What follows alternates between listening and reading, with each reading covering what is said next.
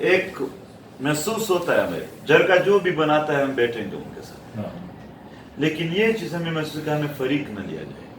ہم شہری ہیں, ریاست کے شہری اور ریاست کے درمیان آئین ہوتا ہے, جرگے دشمنوں کے درمیان ہوتے ہیں. ہمارا یقین جو ہے وہ آئین پر ہے, آئین پاکستان پر, آئین پاکستان پر. ہم ریاست پر یقین رکھتے ہیں. کوئی میرے موت کے پیچھے یعنی مجھے مارنے کے لیے آ رہا ہے, راستے میں اس کے ساتھ کوئی غیر آئینی عمل ہوتا ہے, میں اس غیر آئینی عمل کا مخالف ہوں.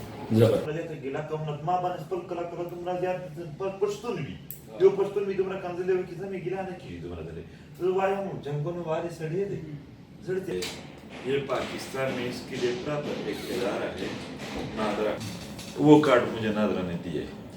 اس کے علاوہ نہ مجھے یہ میں خود ضرورت محسوس کرتا ہوں کہ کسی کو یہ سرٹیفکیٹ دو کہ میں پاکستانی ہوں, نہیں.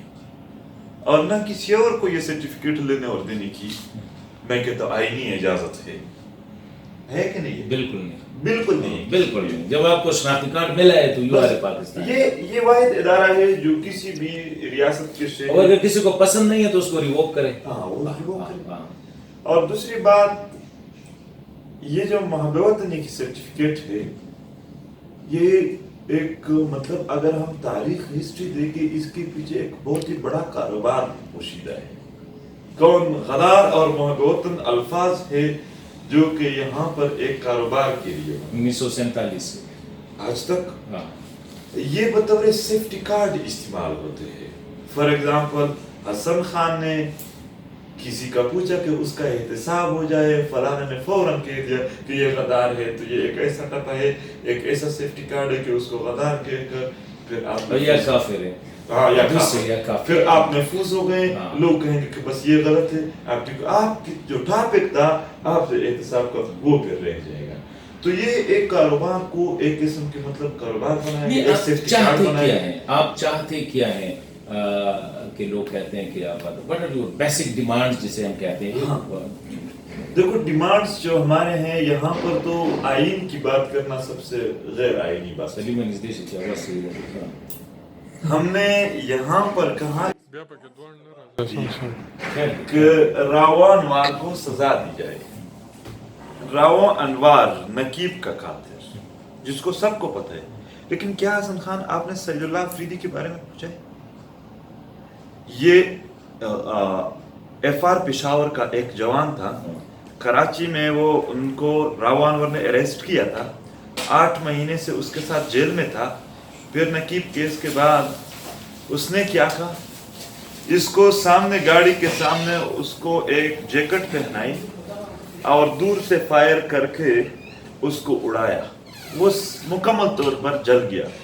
خبر آئی نیوز میں کہ راوا انور پر خود کو حملہ ہو گیا. یہ ٹاپک ہٹانے کی نہیں, وہ جل گیا مکمل طور پر. اس کی ماں کے پاس صرف اس کے جلے ہوئے ہڈیاں پہنچ گئے.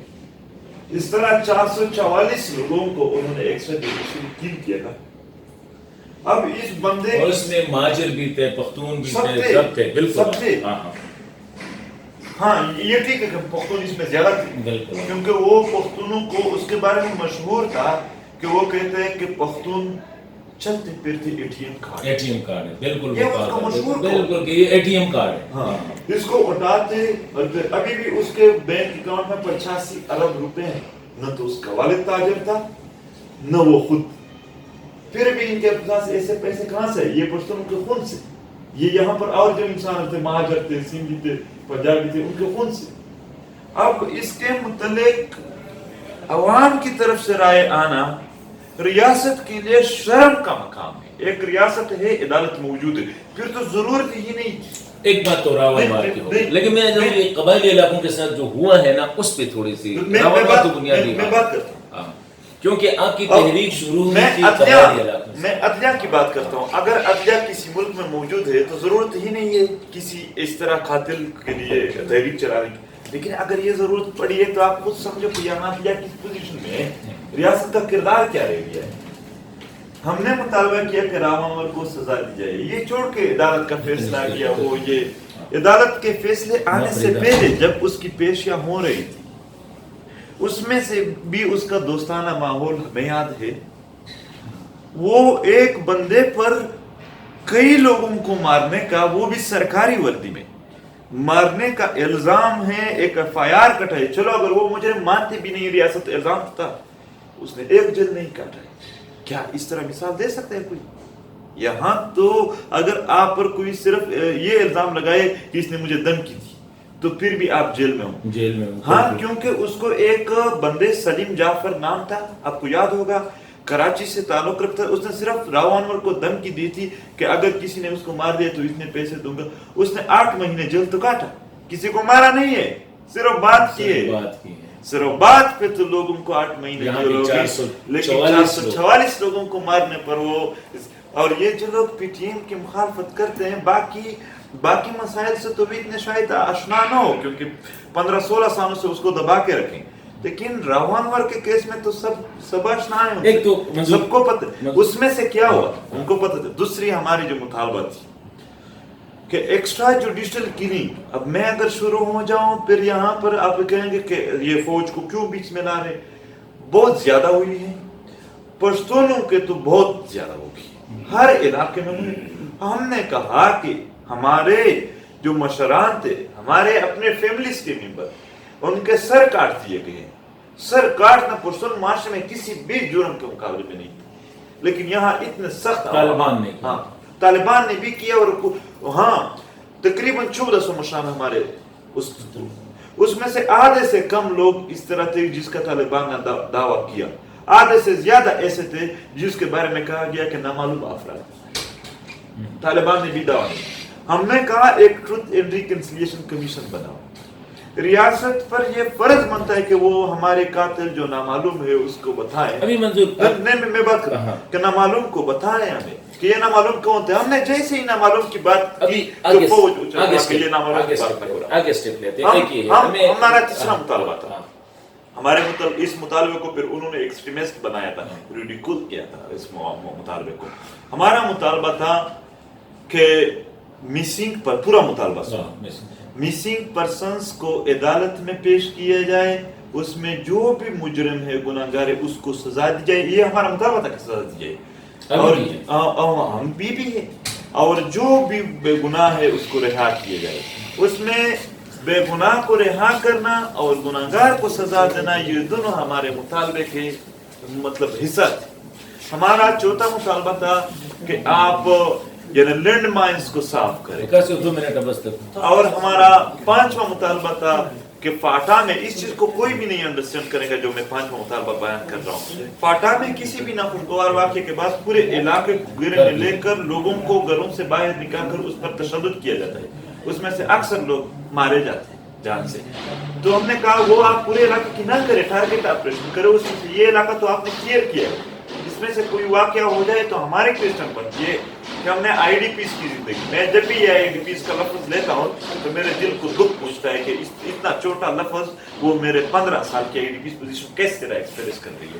تو کس کو کیا پتا ہے کہ آئی ڈی پیز زندگی ہوتی کس طرح. تو یہ ہم نے اس لیے گزارے کہ آپ وہاں, آپ نے کہا کہ واپس آئے, ہم تو بائی فورس نہیں آئے اپنے علاقوں میں. آپ نے کہا کہ علاقہ کلیئر ہے, پھر بھی واقعہ ہو جائے. ہماری کوسچن بنتی ہے کہ اس طرح ہو گیا, لیکن الٹا آپ ہمیں ایک کو پکڑ کر اس پر تشدد شروع کرے کہ آپ انڈیا کے ساتھ ملے ہوئے دھماکے کر رہے ہو. اس طرح کی کوسچن کسی عام شہری سے آج بھی ایک کون سی انصاف ہے.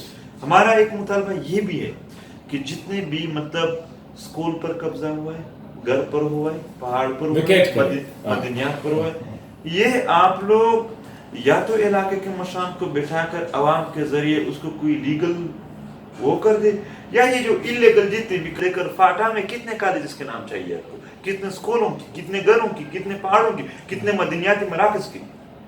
تو ہم کہتے ہیں آپ لوگ کسی پر یعنی اس چیز کو دہشت گردی کے نام پر جنگ, نام تو دہشت گردوں کا استعمال کیا گیا لیکن بیڑا غرق کا عوام کا ہو گیا.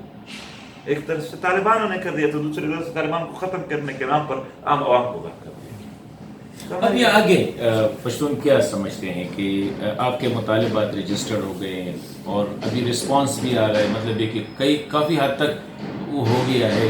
وہ کہتے ہیں آگے آپ کیا سمجھتے ہیں کہ کوئی راستہ نکالنا ہو یا بیٹھنا ہو تو کس کے ساتھ بیٹھنا ہوگا؟ اسٹیبلشمنٹ کے ساتھ، سیکیورٹی اداروں کے ساتھ، پولیٹیکل لیڈر کے، کیونکہ کہیں نہ کہیں جا کے عوام کا مسائل آپ نے سر پہ اٹھائے ہیں، تو اس کے حل کے لیے آگے کیا لائے عمل ہو سکتے؟ دیکھو ہمارا یقین جو ہے وہ آئین پر ہے، آئین پاکستان پر، آئین پاکستان پر.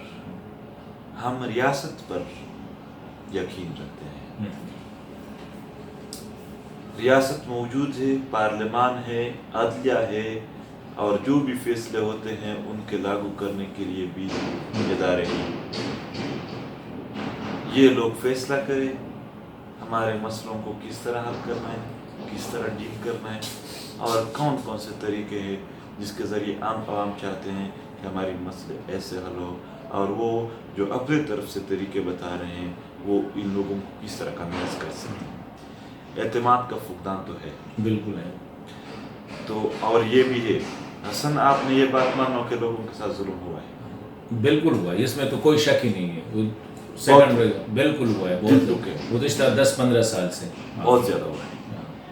تو یہ دکھے لوگوں کو، دکھے لوگ اٹھے، مطالبات کیے. بھائی جان کیا کر رہے ہو؟ ہم نے مطالبات کیے اور آپ مورچے میں بیٹھ گئے.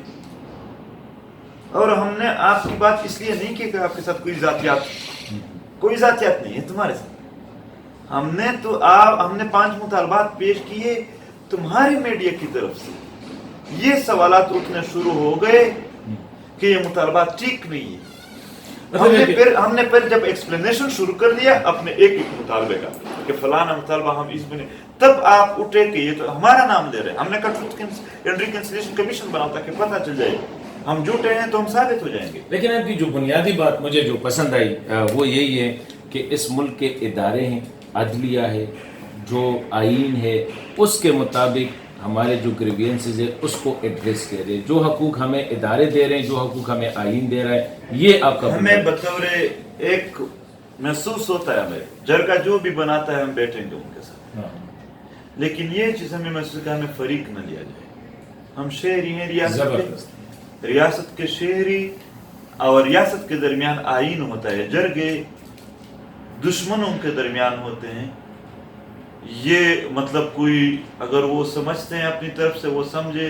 ہماری بار بار یقین دہانی کے بعد بھی اگر وہ ان چیزوں کو نہیں سمجھتے، خواہ پی ٹی ایم کو کوئی ایکسٹریمسٹ ٹائپ تنظیم پیش کرنے کے لیے وہ جرگے بنائے، ایک چیز کرے، وہ اپنی طرف سے اگر یہ کردار ادا کرنا چاہتے ہیں مبارک ہوں ان کو. مگر ہماری طرف سے ہے کہ ہم شہری ہیں، ہم فریق نہیں ہیں، ہم فریق نہیں ہیں، ہمارے مطالبے ہیں ان پہ. کہتا ہوں کوئی میرے موت کے پیچھے یعنی مجھے مارنے کے لیے آ رہا ہے، راستے میں اس کے ساتھ کوئی غیر آئینی عمل ہوتا ہے، میں اس غیر آئینی عمل کا مخالف